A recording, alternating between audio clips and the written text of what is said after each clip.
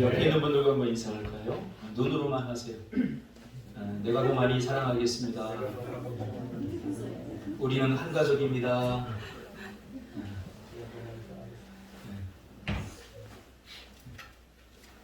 눈만 쳐다보니까 이상해요. 무섭네요. 아마 여러분 이 본문을 가지고 적어도 수십 번, 또 많이 들은 사람은 수백 번 이상 설교를 들었을 것입니다. 오늘 이 본문을 가지고 광야에 씨 뿌리는 사람들이라는 제목으로 함께 은혜를 나누려고 합니다. 오늘 본문을 스치듯 보면 이런 해석이 나옵니다. 눈물로 씨를 뿌린다는 것은 정말 힘들고 어려워도 씨를 뿌려야 거둘 것이 생기게 된다. 그러니 아무리 힘들고 어려워도 씨를 뿌리는 것을 포기해서는 안 된다. 틀린 의미와 해석은 아닐 것입니다. 그러나 이 정도는 해석이라고 하기보다는 그냥 문장을 이해하는 정도에 그친 것 같습니다. 본문을 자세히 읽어보면 하나님의 마음에 더 가까이 다가갈 수 있습니다. 저는 본문을 읽다가 문득 이런 생각을 가지게 됐어요. 왜 씨를 뿌리는데 하필 눈물을 흘려야 하는지에 대해서 궁금증을 가지게 되었습니다.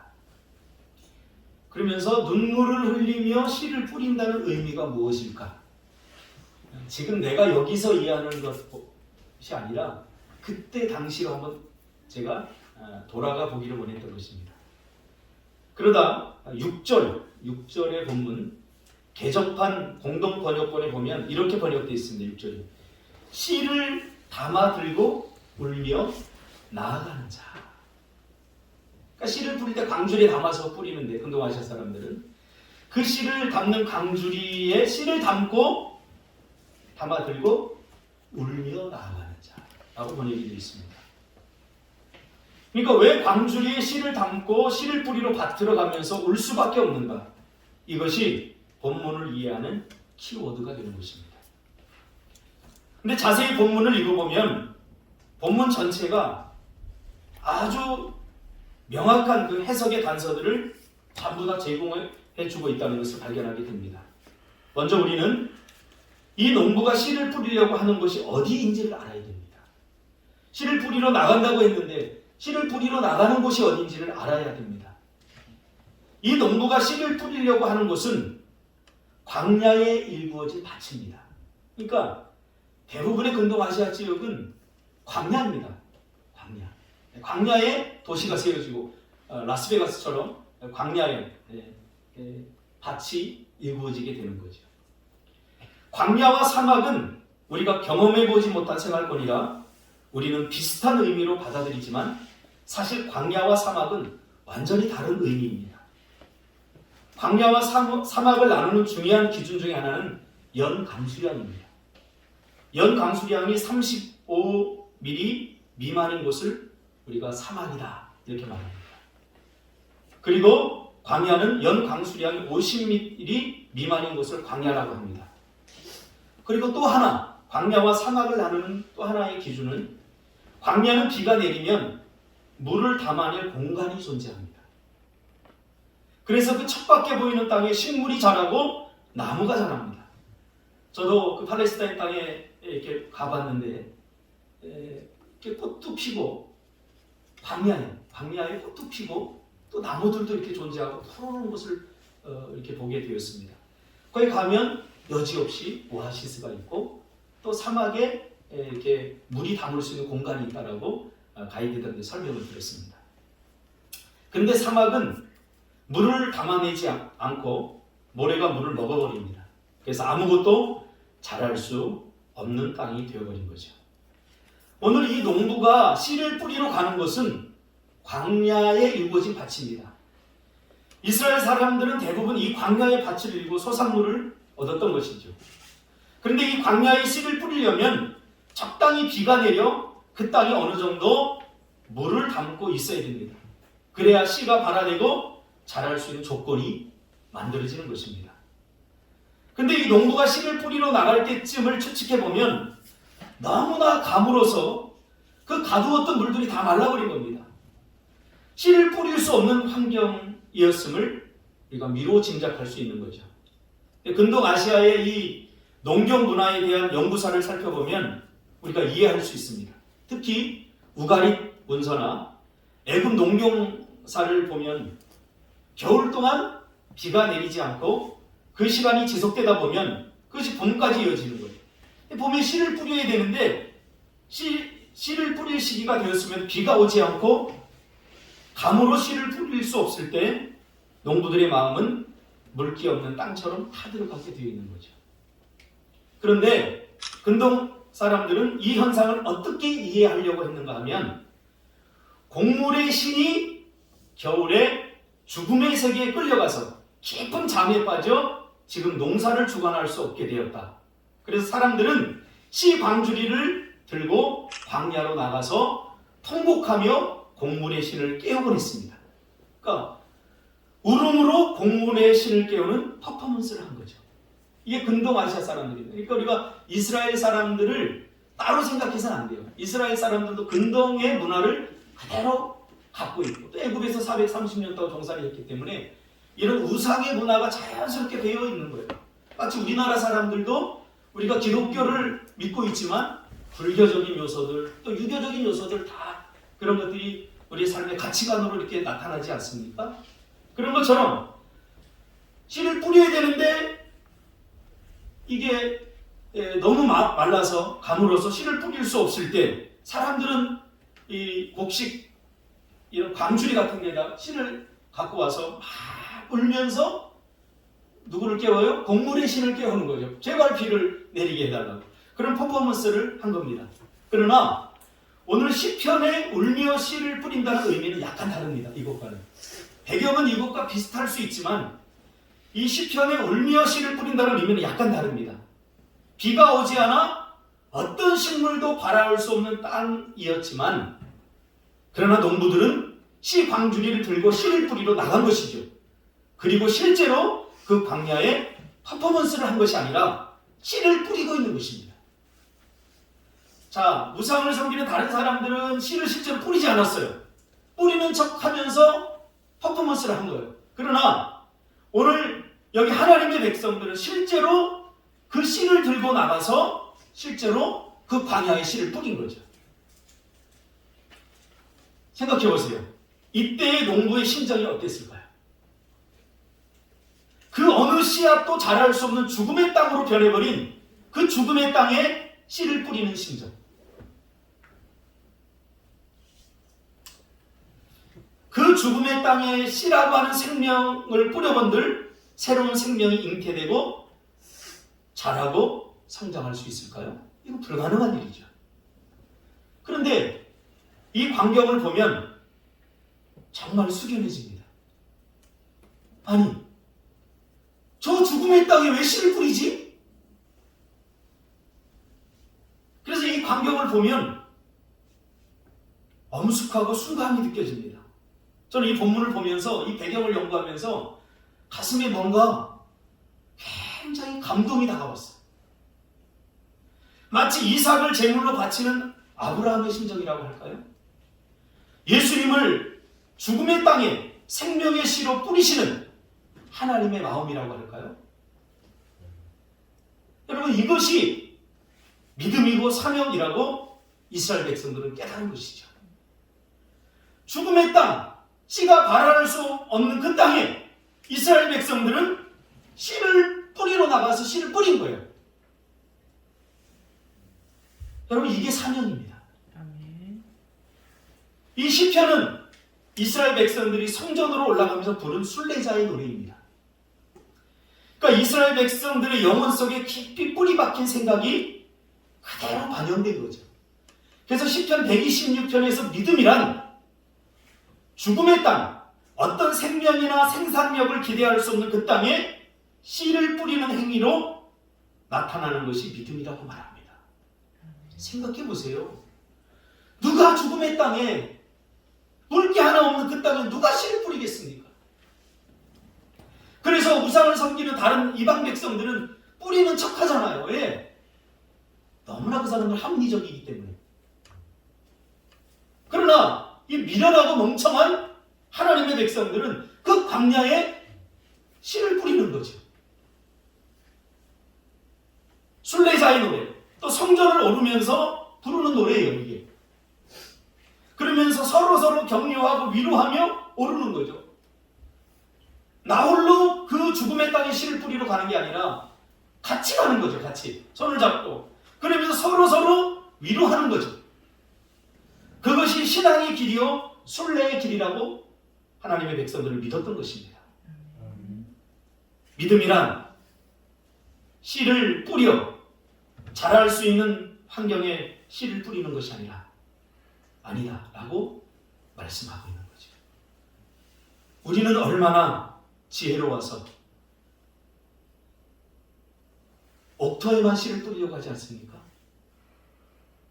씨를 뿌릴 수 있는 땅, 얼마나 많은 생산력을 얻을 수 있나, 얼마나 많이 열매를 맺을 수 있나, 그런 땅을 골라가면서 씨를 뿌리려고 하지 않습니까?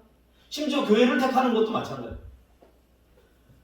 정말 사명으로 교회를 선택하는 것이 아니라 이 교회가 나에게 줄 수 있는 것이 무엇인가, 어떤 열매를, 그리고 얼마나 생산적인 것들을 나에게 줄 수 있나 하고 광야가 아니라 옥토에 자꾸 우리의 씨를 뿌리려고 해요. 그래서 이 이스라엘 백성들이 광야에 씨를 뿌리는 행위는 낭비처럼 보이죠. 낭비. 왜 그 좋은 씨앗을 버려?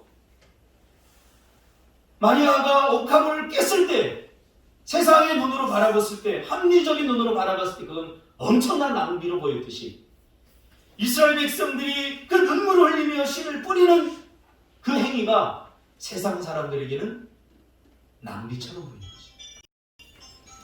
우리가 잘 아는 에콰도르의 선교사 짐 엘리엇, 아마 우리가 귀가 닳도록 들었을 거예요.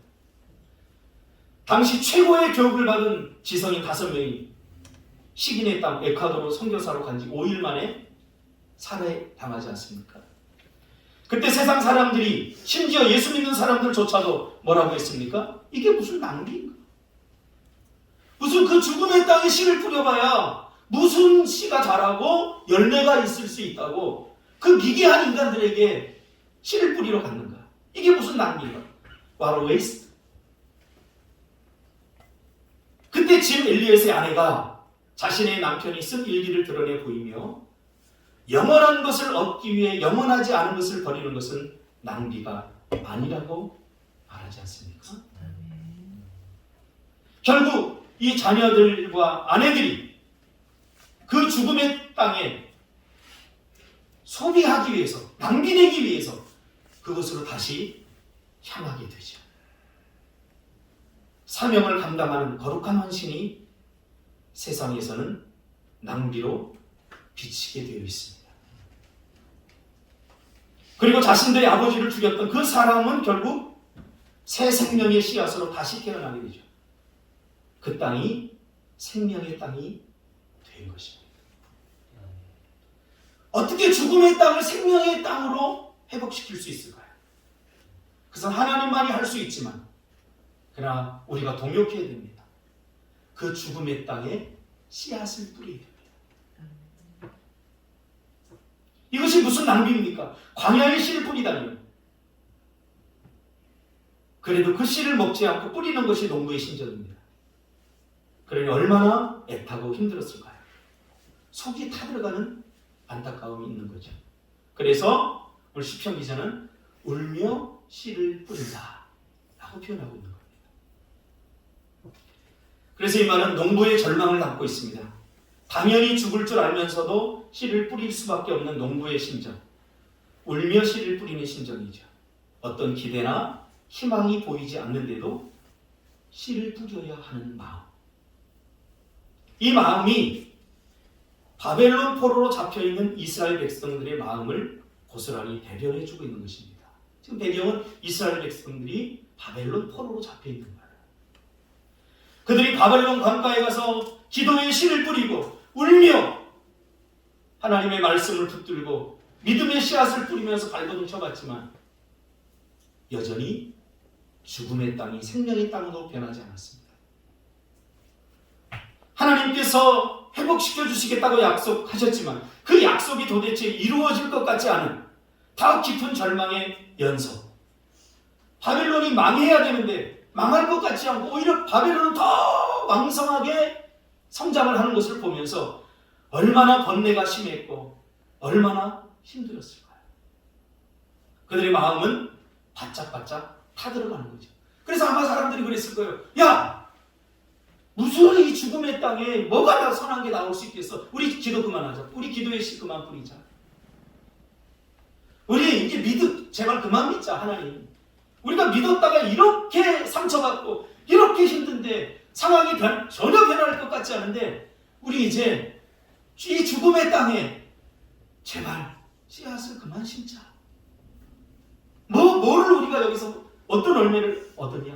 아마 그랬던 사람도 있을 것입니다.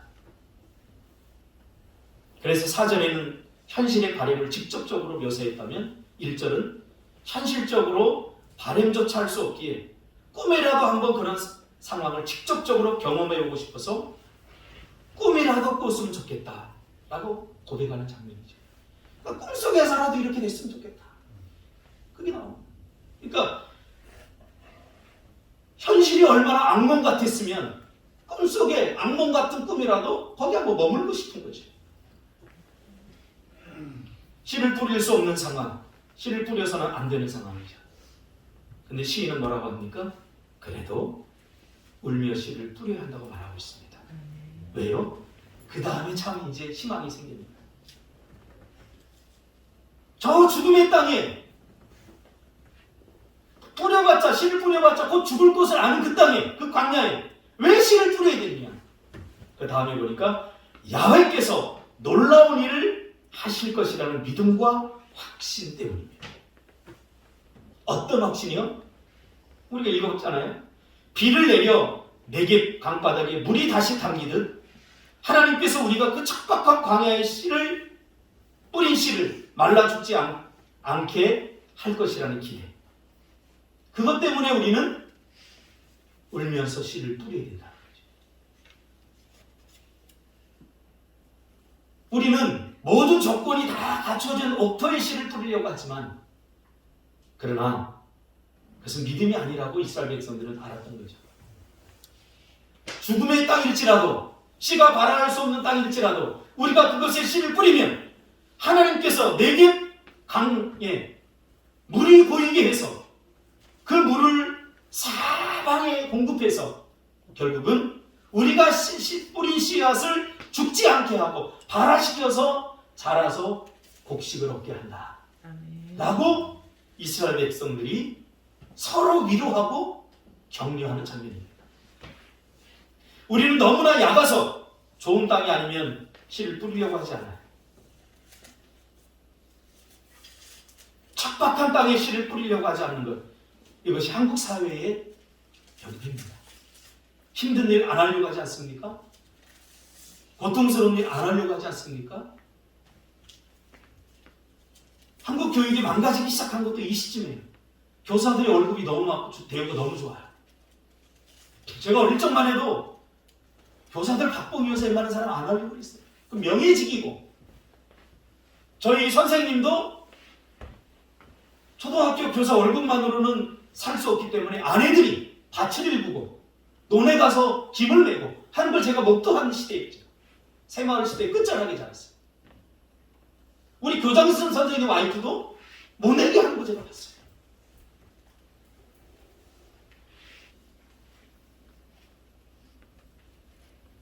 그런데 너무 대접이 좋으니까 이제 돈이 먼저 보이는 거예요. 사명이 그 전에 먼저 보이는데 사명. 이거 해야 돼.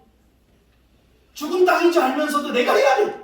그래서 씨를 뿌리는 심정이었다면 이제는 살펴보고 씨가 자랄 수 있는 땅에만 뿌리려고 하는 거죠. 교육의 현장만 그런가요? 오늘 우리 신앙의 현장, 교회의 현장.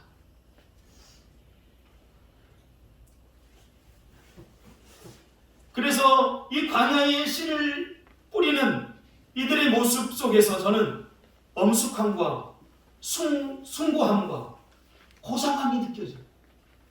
참 멋지다. 지난 우리 교회 13년의 여정이 무엇을 해도 광야처럼 척박하고 메말랐던 것은 사실입니다. 무엇을 뿌려도 어떤 일을 해도 안 됐어요. 사실은. 우리 비즈니스 성공했나요? 걔 고생만 했죠. 이번에 우리 책 쓰느라고 우리 피디님이 김찬 집사님 인터뷰를 했는데 내일이 안 왔으면 좋겠다. 내일 가서 또 이거 일해야 되고 너무 힘들고 고통스럽다고. 저도 알아요. 힘들었죠. 주를 위해서 비즈니스 성경 그 미얀마 좀 마음 놓고 가려고 시작한 떡볶이 장사가 장사는커녕 매일 마이너스야. 매일 힘들어. 옥토에 우리가 씨를 뿌린 게 아니에요. 광야에 씨를 뿌린다 그 씨. 오늘 경건히 버텼죠. 내일은 또 어떻게 가지?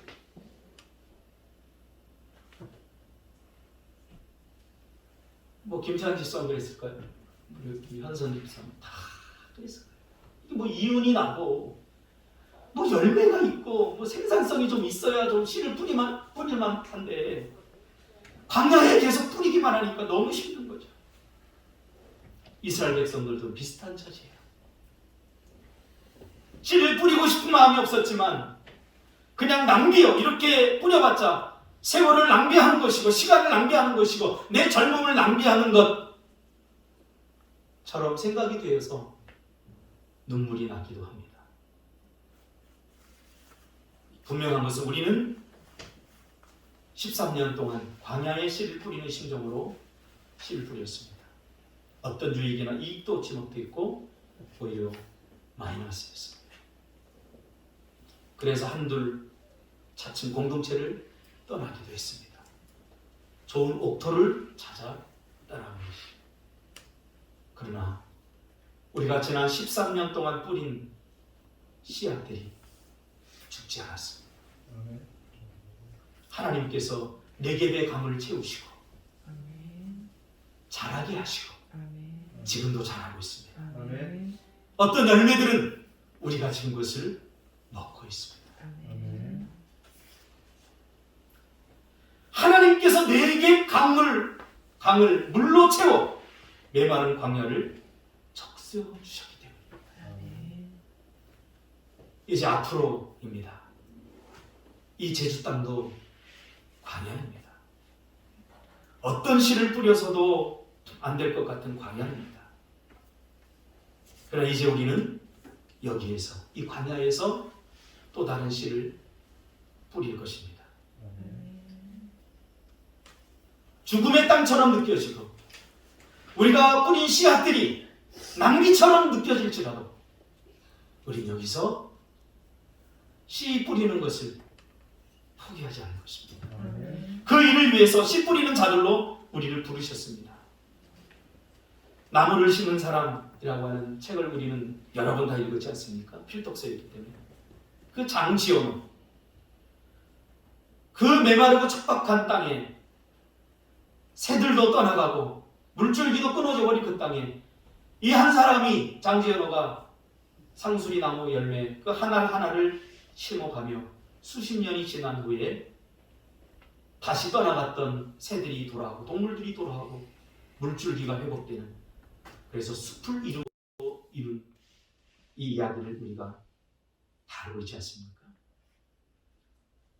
꿈틀학교, 상담 카페, 어린이집, 청소년 비전센터, 비즈니스 성경, 미얀마와 공동사역인 국제학교, 우리는 계속해서 울며 씨를 뿌릴 것입니다.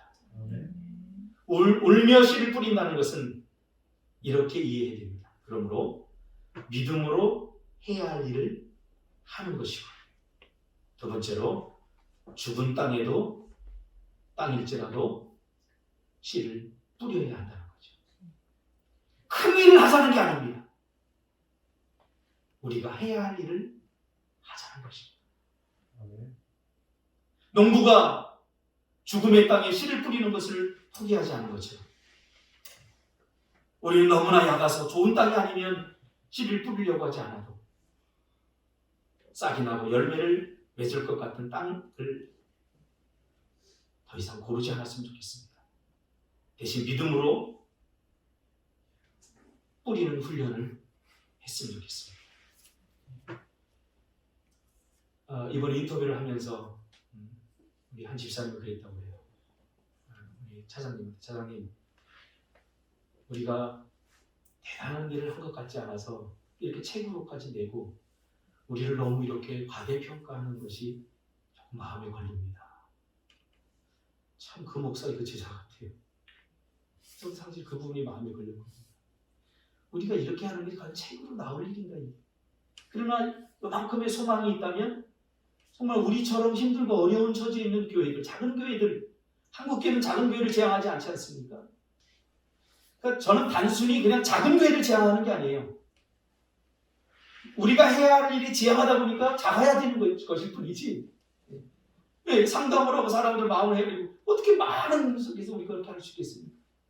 그러니까 우리가 해야 할 일에 집중하다 보니까 이게 작은 품으로 가는 거지. 일부러 작게 저도 싫어요.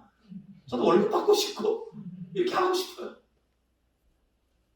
이게 대단한 일은 아닌데. 그래서 우리 차장님 멋져요. 그렇게 얘기했대요. 맞습니다, 집사님. 꿈틀기에서 하는 일은 당연한 일입니다. 다른 사람들이 그걸 특별하다고 보지만 성경에 보면 이건 당연한 일입니다. 근데 이 당연한 일들이 오늘날 특별해졌습니다. 그래서 알려야 됩니다.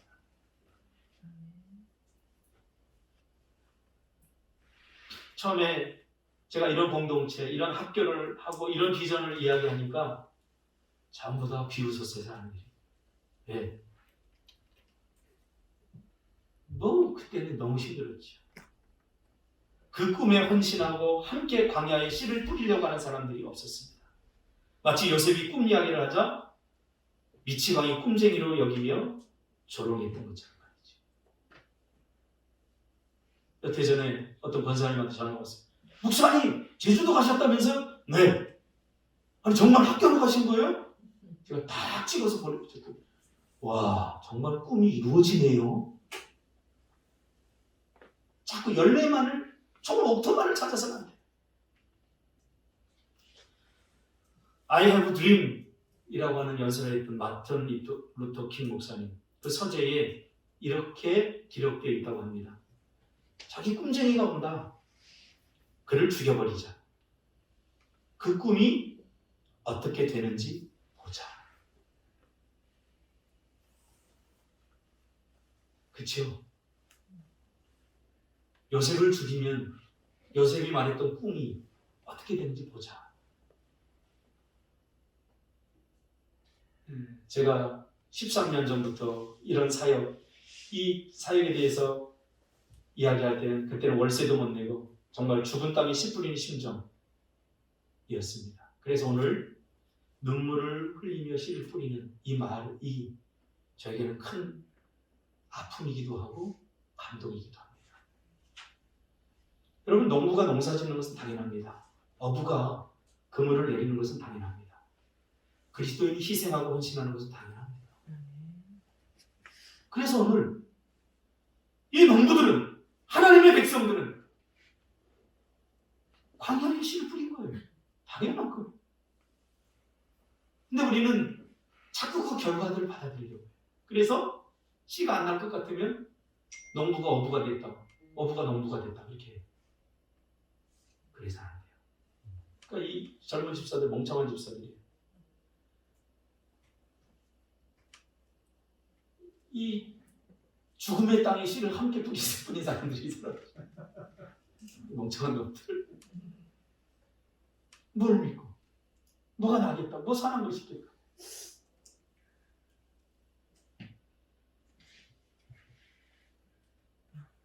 예수님은 이 땅에, 이 죽음의 땅에 생명의 씨가 쏟으신 거예요.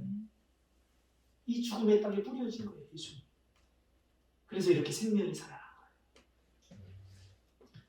미얀마의 그 광야에 맹가길이라고 하는 한 생명의 씨앗이 뿌려진 거예요. 그것이 무슨 선한 것이 나겠습니까? 전도의 현장에 가보면요, 마음이 답답해요. 저 사람에게 전도해야 되겠는데 너무 메마르고 너무 가물었어요. 지난 저의 사역을 보면 정말 그랬어요. 그 청소년들 강박하고 그 야근애들, 도대체 얘네들에게 복음을 전하면 얘네들이 정말 예수를 정말 알까? 전하면서도 내가 의심이 들고. 근데 그것이 틀리지 않았다는, 광야에 씨를 뿌리는 것이 틀리지 않았다는 것을 저는 요즘 직접 하나님 체험적으로 주셔요. 정말 뺀질거리는 애가 있었어요. 두 부모가 불교 다니고 교회를 왜 나오냐면 초등학교 6학년 때 제가 여름성경 때 전도했는데 불교하고 교회하고 싸우려고 나왔어요. 책을 얼마나 많이 읽었는지 상당한 종교적 지식을 갖고 저에게 막 공격하고 했어요. 아이고 어린 놈이 너무 막 식상하는 거예요. 얘는 다른 애는 다 예수 믿을 것 같아도 얘는 그냥 안 될 것 같았어요. 그러니까 뭐 최선을 다해서 복음을 전하고 성경 말씀을 전하고 그렇게 저는 다른 교회를 떠났죠. 부교육자였으니까. 수십 년이 지난 어느 날 사랑교회 인터넷 오카노 목사님 설교 들으려고 딱 들어갔는데 거기 권진우 부목사라고 돼 있어요. 깜짝 놀랐어요. 이름 보고. 죄송합니다. 제가 자꾸 여기서 욕을 하니까 우리 애들을 보내는데 욕 안 하려고 제가 지금 의도하고 있습니다. 하나도 안 적어놨어요. 아니 이 XS가 걔 맞을까? 하고서 제가 사진을 딱 클릭하면서 맞았어요. 권진우. 여러분 사랑의 교회 한번 들어가 보세요. 사랑의 교회 부목사가 되더라고요. 그 죽음의 땅이라고 여겼던 그 친구가 하나님께서 4개의 강물을 풀어서 복음의 씨앗이 떨어져 자라게 한 거예요. 그뿐인가요? 제가 설교하니까 청소년사감 설교하니까 어느 한 놈이 오더니 그래요. 목사님 설교하는 거 설교 듣는 것보다 책 읽는 게 훨씬 유익해요. 내 심장을 다 긁어놔요. 책 읽고 설교하는 거죠? 그러면서 막 비아냥대고 야 다른 사람은 다 믿어도 쟤는 안 되겠다. 1년 전인가 2년 전인가 왔어요. 오토바이 타고. 누군지 알 거야. 봤으니까. 삶의 엄청난 문제들을 내려놓고 목사님 어떻게 해야 좋을까요? 돈도 많이 벌었어요. 근데 그 버는 돈이 하나도 행복하지 않아요. 가정은 다 깨어지는 줄 알고. 그래서 제가 그랬어요. 다시 죽게 돌아와요. 지금은 교회 잘 다니고 있어요.